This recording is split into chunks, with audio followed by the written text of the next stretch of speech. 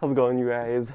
It is a cold, rainy day out. I'm sitting currently in the shed. I'm like right on the edge of the shed. I'm like in the doorway right here. But I had to get a Q&A filmed for you guys, and so here we are. We're outside. It's so cold. We've been getting down into the 30s at night, which is okay. I know it's warm for you guys, but it is freezing for me. I don't love I don't love these frigid temperatures.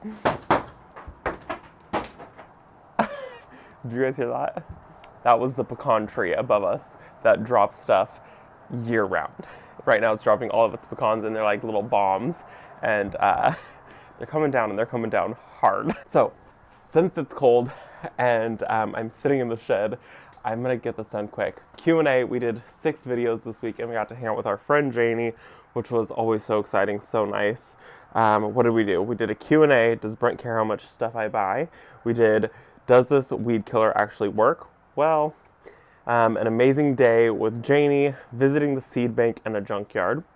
We got it done, window box and tulips, and the only way that I start seeds. And so, pretty good week. I was exhausted though. I actually almost only put out 5 videos instead of the full 6 videos, but I got it done and it was good. I pulled very few questions because it's cold. So until I get an actual filming studio or somewhere that I can film these videos that's warmer, these wintertime Q&As are going to be much, much shorter. So let's jump into it. I think the Q&A is the one that I pulled the most questions from, and maybe the tulip video. So first video that we did was the does Brent care how much stuff that I buy? First question on that video is from Esmeralda, and she had said, look forward to watch your videos every morning with my coffee. So I have wildflower seeds. I'm in zone 9B, South Texas. When is a good time to sow my seeds in the ground? I would probably wait until springtime. Look up your zip code and look up your last frost date, and I would get those planted probably around the week, maybe up to 2 weeks before your last frost date, and that would be plenty of time for them to be able to sprout and still get tons of moisture. So I would give it until you have like a 2-week window of your last frost date, and just Google that and type in last frost date and then your zip code, and that'll tell you exactly what your last frost date is. You can also look on Johnny's website, Johnny Seeds. I get a ton of seeds from them, and they always have such good information about seed packets, and so they've got everything you need to know. So if you know what's in that seed packet of wildflower mix, you can check out on Johnny's and look up for those individual things and get like an estimated date based on that. Next question was from Hot Mess Farm, and they had said, I'm so glad that your migraine is gone. Yeah. Is anyone in your family gardeners? I mean, kind of. My grandparents were both gardeners on both my parents' side, so I guess kind of. My parents were not, and then nobody else in my family was gardeners. My grandparents, both of them had vegetable gardens, and they did like rows of veggies. But other than that, it wasn't like nobody was growing flowers and nobody was super crazy like I am all about it. My grandmother is starting to get into it more, and I think I have a surprise possibly later this week, depending on the weather, of down at Grandma's house. Next question on that video is from Judy, and she had said, how do you keep your winter garden hoodie clean? This one right here, it gets washed 3 times a week. Anytime I wear it and I do any project, it gets washed, and that's the only way. And it goes immediately in the wash. I don't let it like sit in the laundry pile at all, otherwise these stains will set in. We do a lot of laundry here because I'm shooting a lot of videos and I get very, very dirty. Next question on that video is from Stephanie, and she had said, hi Robbie, where do you purchase your seeds from? I am setting up my first grow lights in my garage today. Looking forward to your next video. That is so exciting. Okay, so we order a lot of seeds from Baker Creek, and then I also order a ton of seeds from Johnny Seed. Those are like my 2 go-to places. I have wanted to look into ordering from M.I. Gardner. I've heard he has a really good seed collection. And then I pick up a lot of things locally from local garden centers when I just see random packets. And honestly, most of the people in my area, they carry botanical interest seed packets, and so I end up with like a decent amount of botanical interest, which you can also order online. And congratulations on getting your first grow lights in. It's going to become a problem. You're going to have so many seeds. It's a good problem to have. And then the last question on that video was from Rich and Mo, and they had said, did you meet Laura when you were in her hometown? I did not. I don't even know if I would have been comfortable meeting her. I would have probably been so like starstruck that I would have like froze. I was hoping to meet her mom though, Susan, because I don't know, anytime her mom's on the channel, I enjoy her mom, and I feel like that would have been a little less scary for me. And so we went to the garden center, and it was a lot of fun, and all the staff there was so amazing. And my only gripe is that I wish that I knew how to film a video the way I know how to film a video now when I was there, because I look at that video, and it makes me sick watching it because of how much the camera moved. And I didn't know what I was doing. I was filming on like an actual camera. I wasn't filming on something meant to take videos. And so it's not a very good video. Maybe one day I'll go back up there when we do another road trip, because the nursery is really cool and the staff is absolutely amazing. Okay, the next video was, does this weed killer actually work?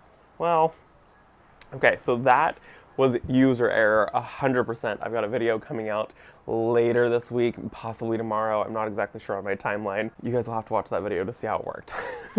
Okay, the first question on that video was from Sandy, and she had said, hello, maybe the weeds will die out by tomorrow or once the sun goes out. At least you tried. They definitely started to pick up the next day, but certain weeds did absolutely nothing. So that's all I'm gonna say about it. But we tried again, and I have different results. Maybe. Next question on that video was from Jim, and he had said, Robbie, have you tried using a torch on your weeds in the gravel? I tried it one time with a blowtorch. And, okay, so I was actually talking to Janie about this, so it's really funny that you had mentioned it, because we were talking about it. The way it works is you just need to lightly scorch them, I guess. You don't need to, like, fully burn them to a charcoal, which is what I tried to do. And I felt like I was standing there for like 10 minutes because the weeds were so green, and I had to like use the blowtorch, and they took so long to like turn into charcoal and dust. And I guess you don't actually need to do that. So I haven't tried it since then, but it would be something that I should probably give another try, because it should be easier than the way I did it. So I did it once. I got good results because they were dead because I sat there, but I was going through propane like crazy. So I probably need to do it again and give it a different try and go a different method with it. Next question is from a friend, and they had said, is there an expiration date on the bottle? Not that I saw. I didn't see an expiration date on it. It should not expire. So, no, not that I saw. And I don't think that was the issue. I just think I might have mixed it at too low of a number for what it was. And then also because it was a cold day and there wasn't much sun out, I know that it's going to work so much faster when the sun is out and on hotter days. So user error is what we're going to say. Next video was an amazing day with Janie, and that's when we went and did a little antique shopping, and we went to the new nursery, and that place was so cute, so amazing.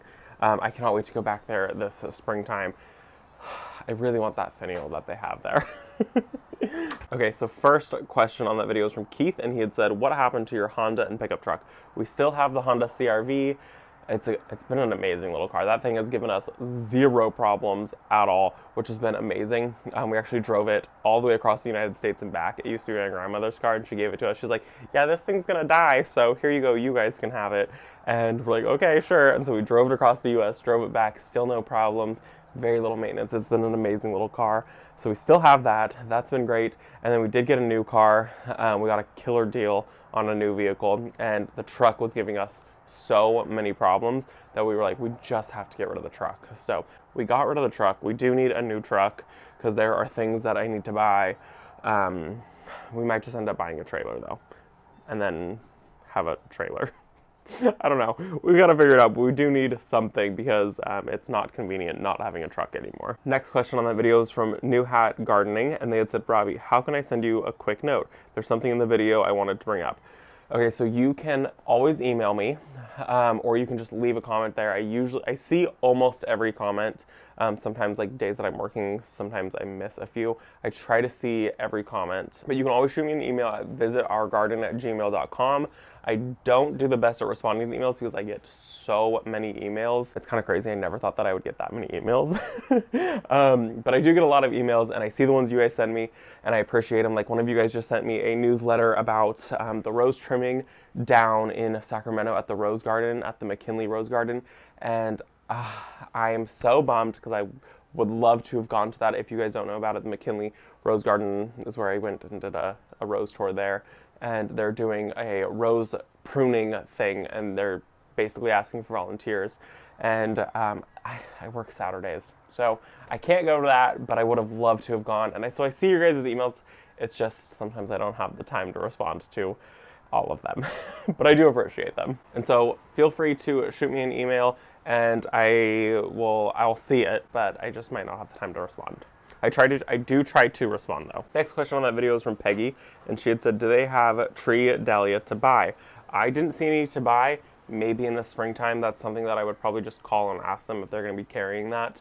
We ended up finding ours in Mendocino. There's a little nursery out there. We found ours like 2 years ago.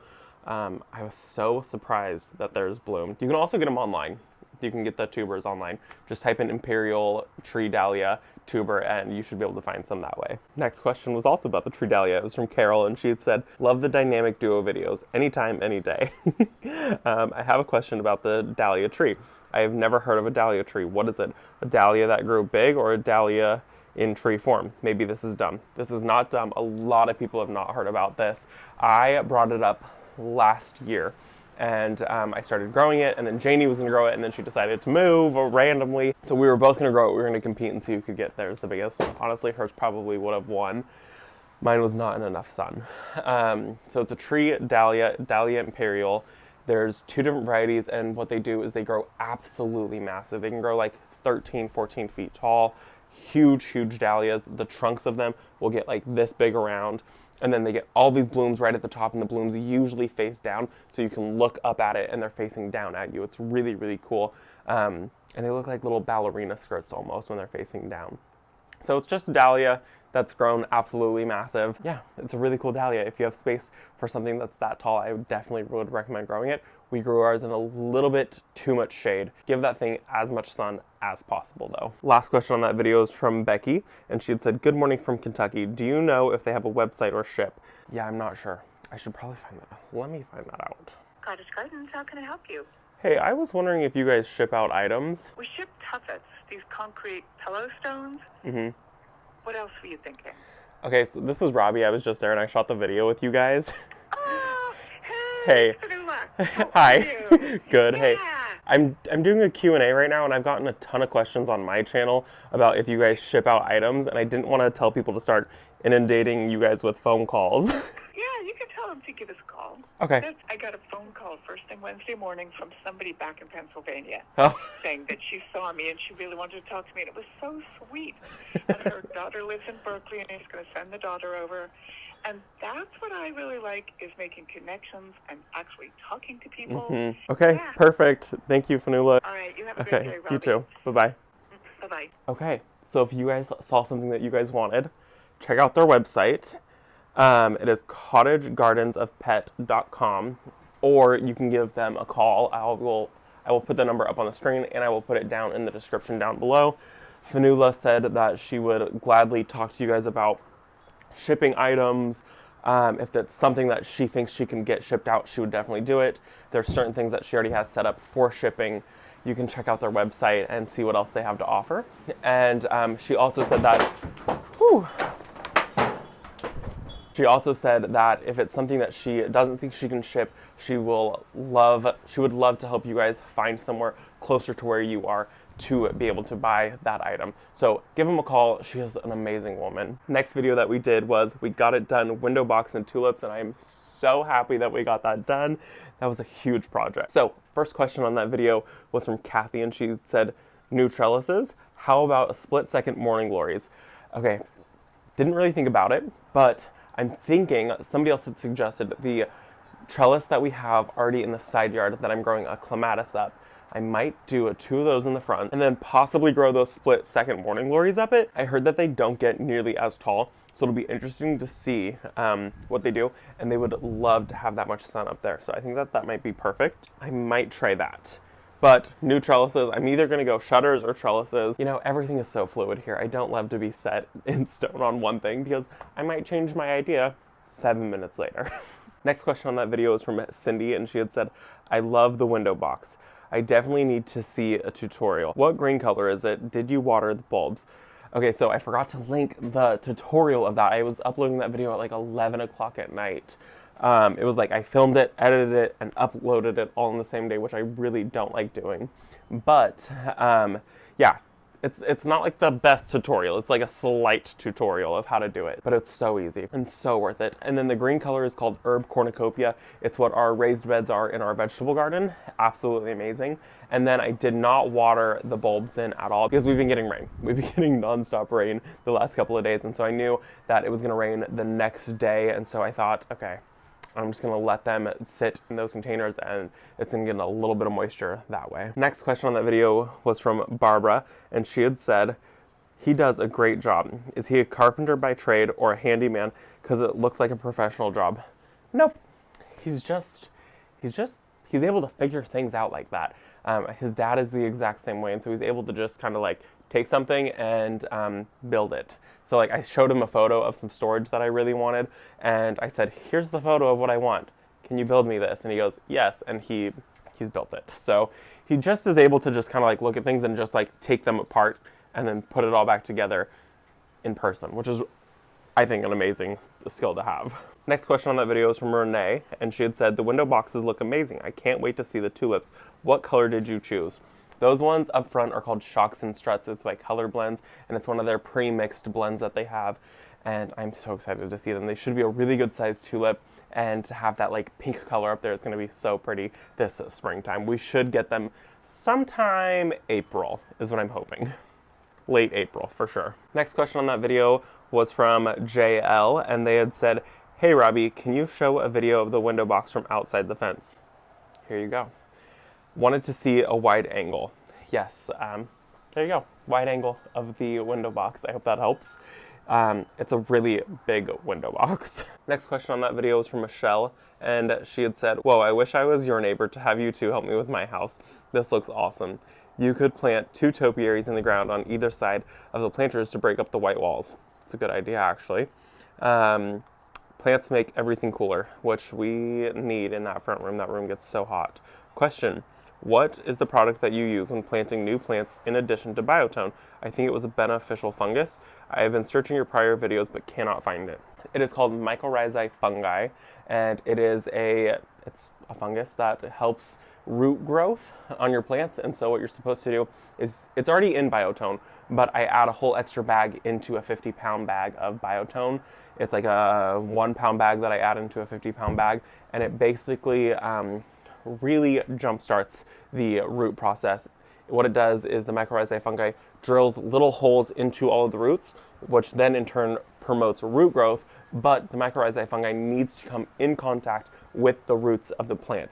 So what you'll see me do more often than not is I'll take the mycorrhizae fungi and the Biotone and I'll spread it directly on the roots, and then I'll pop it in the ground with more Biotone in the ground directly. Next question on that video is from Gigi, and she had said, do you use pre-chilled bulbs for zone 9A?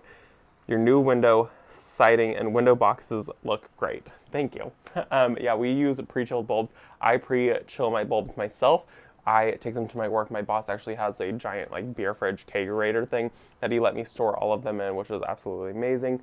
In zones like 7 and higher, you really want to pre-chill your bulbs. You want to make sure that they get that cold stratification period that they so desperately need. So we pre-chill them, and honestly, even if you're in lower zones and you don't get out to planting your bulbs in time, throw them in the fridge.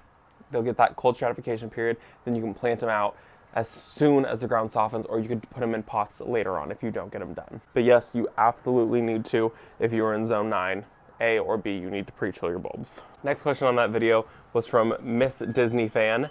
She had said, whoa, that looks so professional. Y'all are so lucky to have each other to create beautiful spaces.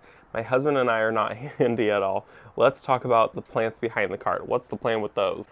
Okay, so those are forsythia, and I had planted those, I think, coming up on 5 years now. They're one of the very first things that we got in the ground. I planted them when they were in full bloom, and I love forsythia if I had unlimited space. I am on a 1/4 of an acre and I don't have space for plants that I don't love all year round. The forsythia is really pretty when they're in bloom, and then they're just kind of a green shrub, and then they're just kind of a wild bunch of sticks during the winter. So they're gonna get pulled out. I have a good home that they're going to. but they are going to get pulled out. If I had unlimited space, I would grow forsythia because they are so beautiful in the springtime. Okay, and the last video that we did was the only way I start seeds.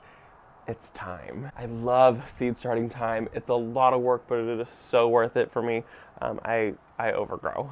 I way overgrow all of my little seedlings, and that's okay. First question on that video is from Gardening Grandma, and she had said, Robbie, I like the trays. Thanks for the tip.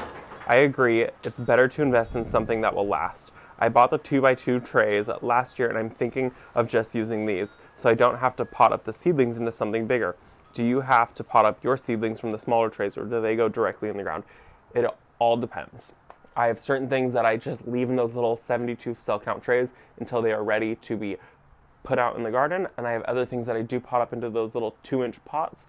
I have some larger pots that are coming, and I will pot certain things up. Like I've got some coleocyte in some 2-inch pots, and they've already outgrown those 2-inch pots, so they need to be put into a bigger pot. I think the 3.5 is what I have coming. And so certain things I pot up, certain things I don't pot up. The Lisianthus are going to stay in those 72 cell counts until they're ready to go out. I don't expect them to have absolutely massive root growth where they need to be in a 2-inch pot. And personally, if I can keep them in the 72 cell count tray, it's so much easier to dig these little tiny holes than a 2-inch hole, which I mean, a 2-inch hole is not that big, but regardless, it's less work.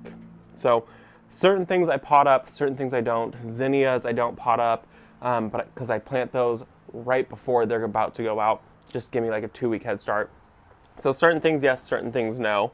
I still think it's worth it to do the 72 cell trays because I can get 72 plants in a little tiny tray versus those 2-inch trays, 72, or those 2-inch pots, 72 of those would take up an absolutely massive amount of space.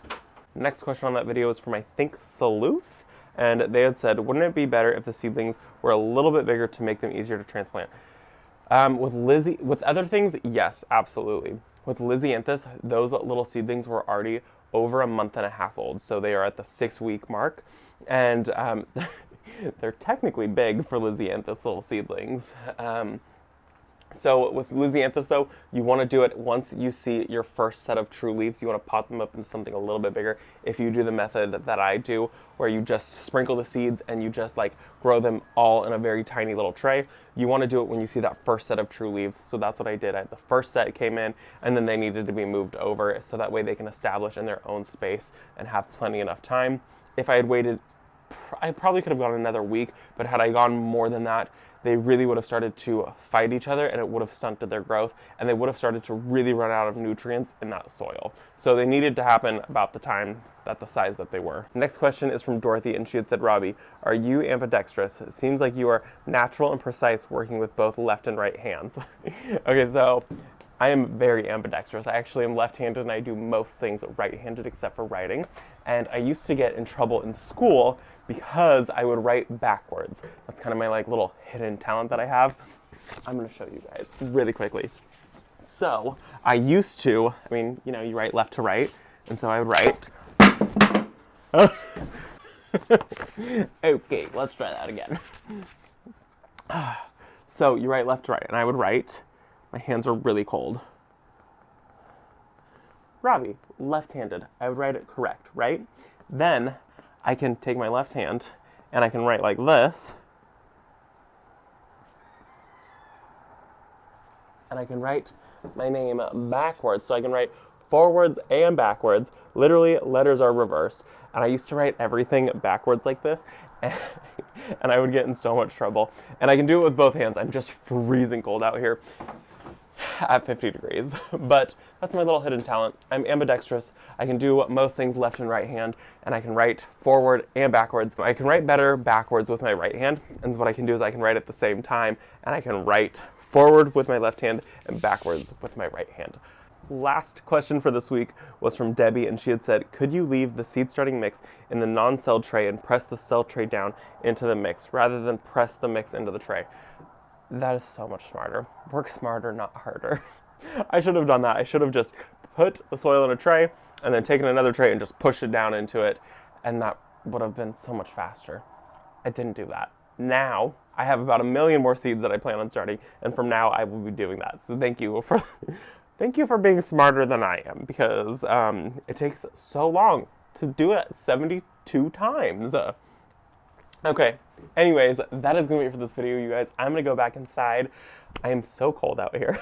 Doesn't help that I'm wearing shorts. I will see you guys all in the next video. As always, thank you guys for coming along with me. I appreciate every one of you. Bye, guys.